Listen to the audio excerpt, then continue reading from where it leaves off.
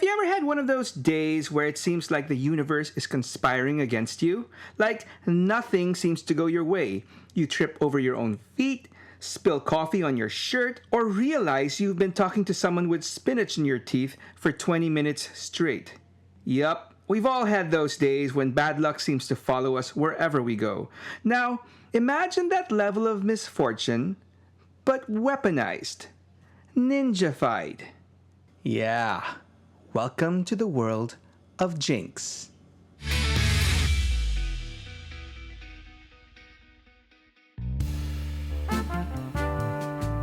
The year was 1987, and you could say that heading into year 6, the G.I. Joe Real American Hero toy line was doing pretty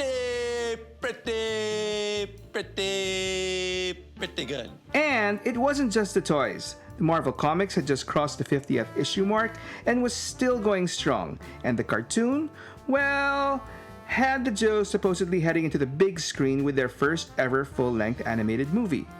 But despite things coming up roses on all fronts, it was just business as usual for Hasbro. And with a new year basically meant new toys to create and sell to the kiddies.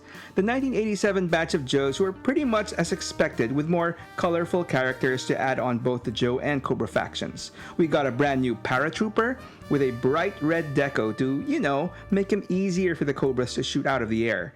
A Joe who likened himself to a cowboy, but instead of 6 shooters, had a pair of missiles strapped to his back. A couple of baddies dressed up as a crocodile and a bird. A bright green Shrink with radar dishes, just to name a few. And we also got a new ninja with a twist. See, by this time, thanks to the popularity of Snake Eyes and Storm Shadow, for better or worse, ninjas had become quite the fixture in G.I. Joe lore. Well, at least in the comics. And Hasbro must have started to take notice of the missed potential earnings on the toy aisle, given that the last ninja figure they released, the second version of Snake Eyes, was back in 1985. So, according to their clocks, it was well due time for another ninja to be added to the ranks. But of course, it wasn't just as easy as wrapping up a new dude in some bed sheets, arming him with a sword, and calling it a day. To their credit, Hasbro knew that any new ninja had to be different. Had to have something that would make him stand apart from the already established Snake Eyes and Storm Shadow. And for that, they decided to make their new ninja into something that wasn't very common in the G.I. Joe universe. A woman. To be fair, as far as females go, even if they were definitely in the minority, this was a boys' toy line and boys didn't play with girl action figures. Ew. Up to this point, Hasbro had given us at least one new female character a year. The OG Joe Scarlet started it off in 1982, and in 1983, Hasbro got us covered with CoverGirl. In 84, the bad guys got their first bad girl in the Baroness. Another lady debuted in 1985 in Lady J, and finally in 1986, the first female dreadnought looking pretty in pink, Zarana. 5 years. 5 females, and all of them well developed. And by that, I mean their personalities, not their... never mind. And so, for 1987, we have Jinx, the new female ninja. Now, as far as ninjas go, visually, Jinx didn't stray far off from the traditional look, although her action figure artwork did show off some unique elements to her design. First and foremost was her uniform, which was a little extra puffy at the ends of the sleeves and pant legs, giving off a sorta jammy time vibe. And staying with her pant legs, her footwear wasn't the traditional ninja tabi boots either, looking more like kung fu slippers. Her hooded mask also looked a little extra pointy.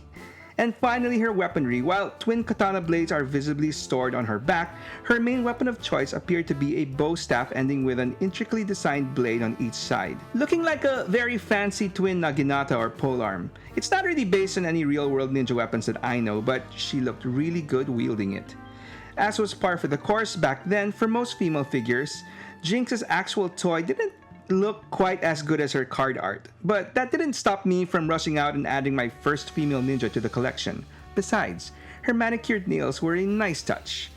Anyway, Jinx's file card states that while she was born in the USA, she studied and competed in 3 forms of martial arts, and it was only later in life, during a vacation to Japan, that Jinx discovered that her family had been ninjas for generations, and she was officially initiated into the clan. And while it wasn't explicitly stated, we all know what clan that was, and pretty soon, she was recruited by Snake Eyes to join G.I. Joe, and the rest, as they say, is history. But visual appearance and file card aside, I guess the most obvious elephant in the room when it comes to Jinx is, what's up with the name? I mean, after such cool and sleek names like Snake Eyes and Storm Shadow, Jinx just sounds, well, a little meh. The term for a person or thing that brings bad luck doesn't sound that ninja-y, does it? But if you really try to hash it out, I guess it could work if you see it as bad luck that Jinx brings upon her enemies, working in her favor, confusing them, causing unexpected outcomes, and giving her an edge in unpredictable combat situations. It's a misdirect, with Jinx's so-called curse actually being her greatest strength. Either way though, while I don't think it's as catchy as her fellow ninjas, Jinx is still a short, punchy, and memorable name.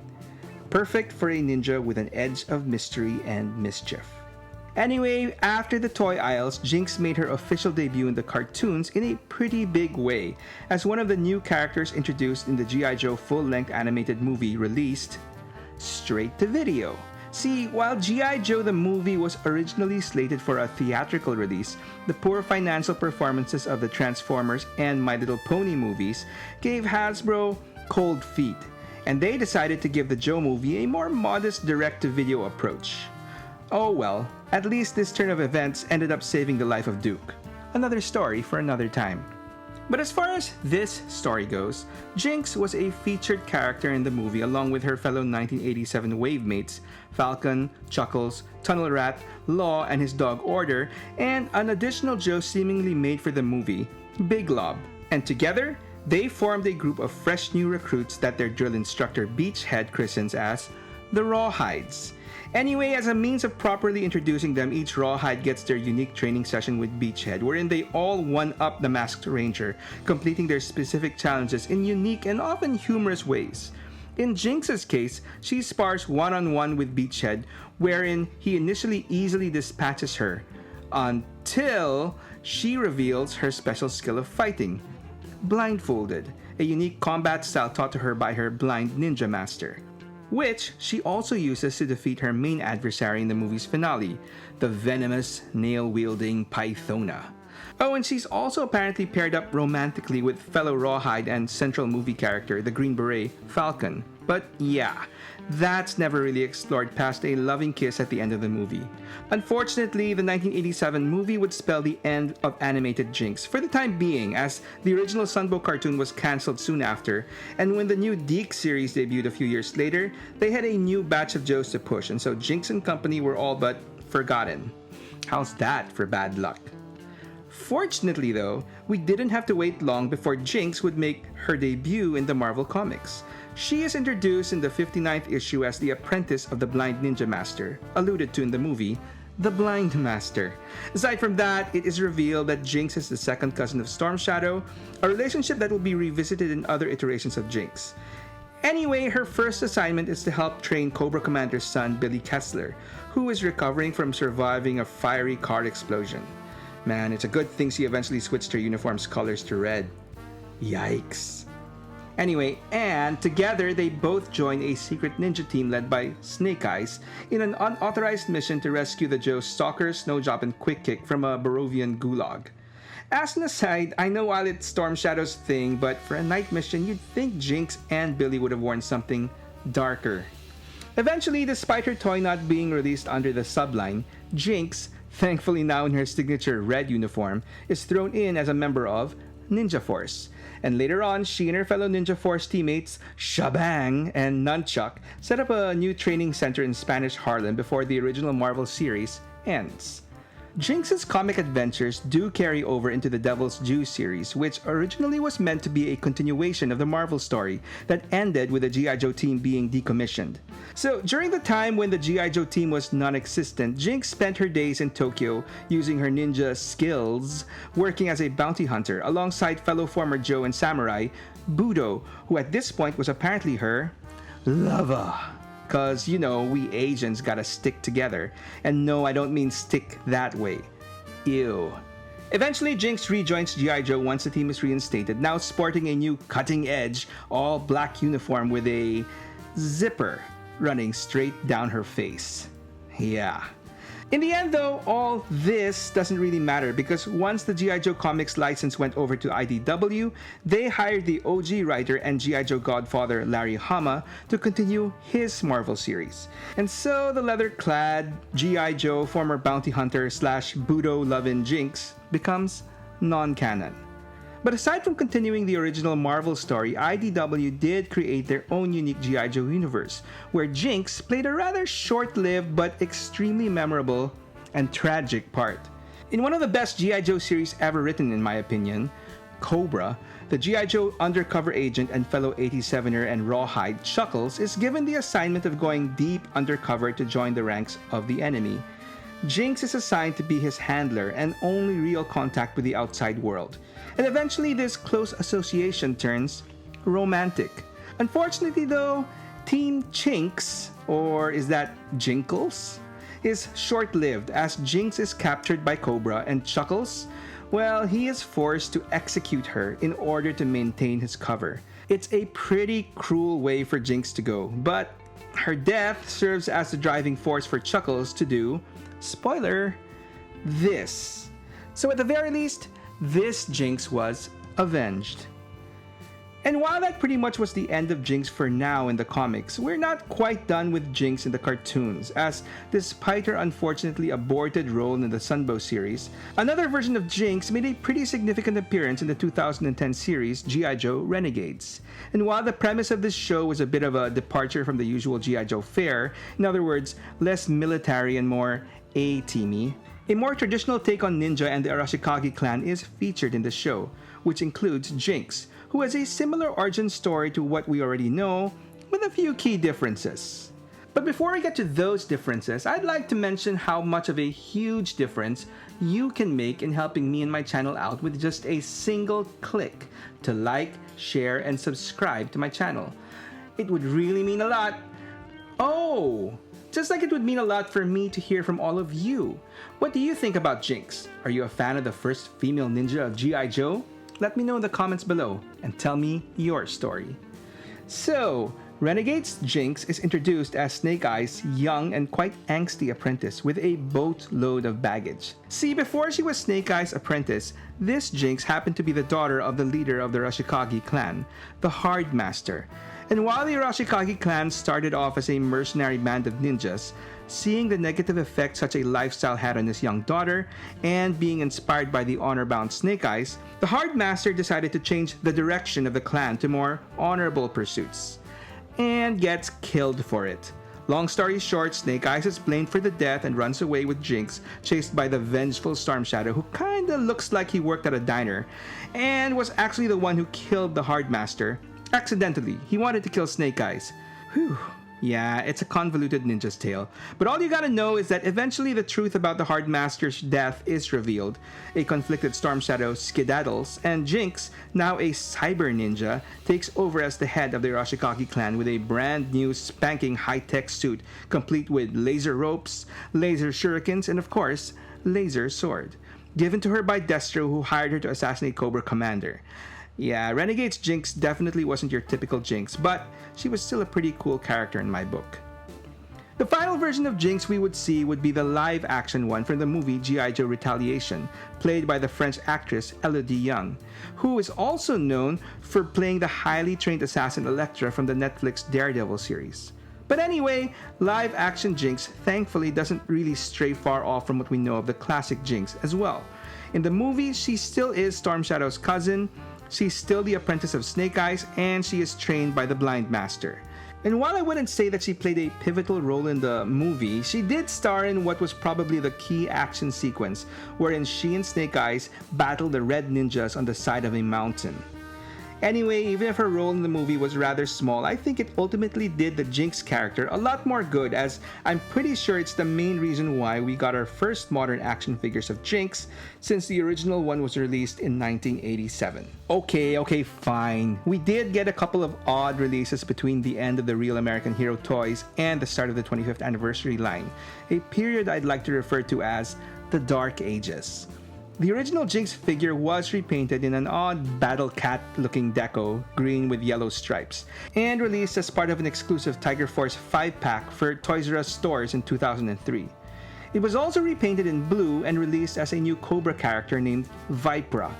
And then, as part of 2004's Valor vs. Venom line, a newly designed Agent Jinx was released. It wasn't as cool as the original in my opinion, but pretty decent. At least this time she didn't look like she was headed for a slumber party.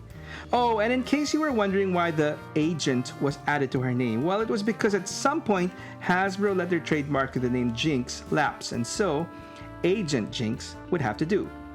Unfortunately, Jinx was left out of the whole 25th anniversary revival, and as such, I actually resorted to doing my own custom, one I am most proud of.